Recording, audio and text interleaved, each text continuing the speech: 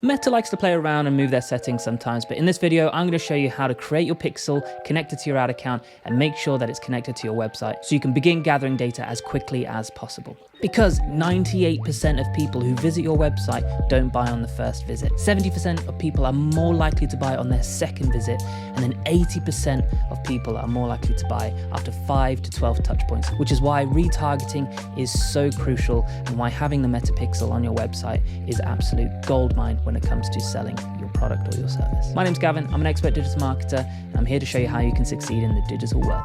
So let's get into this. The first step you need to do is go to business.facebook.com.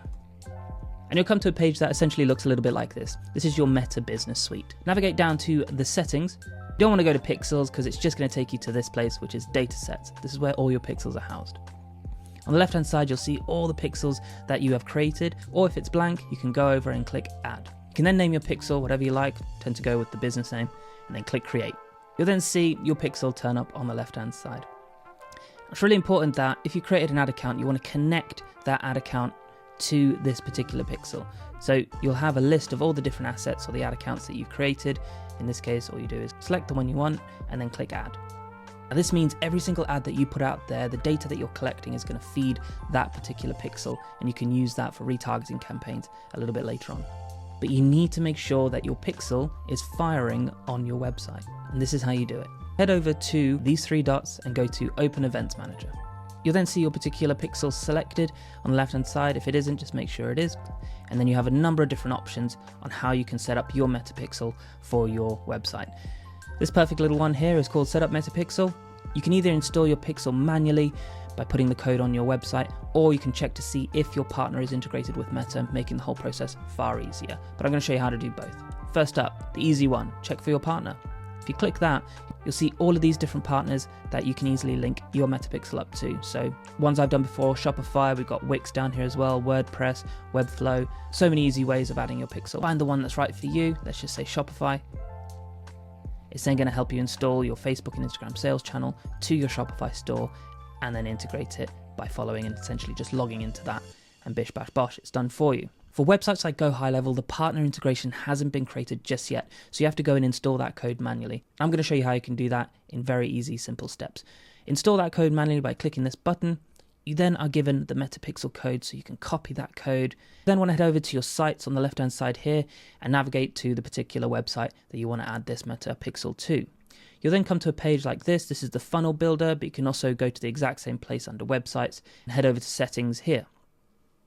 You'll then see a thing called your heading tracking code.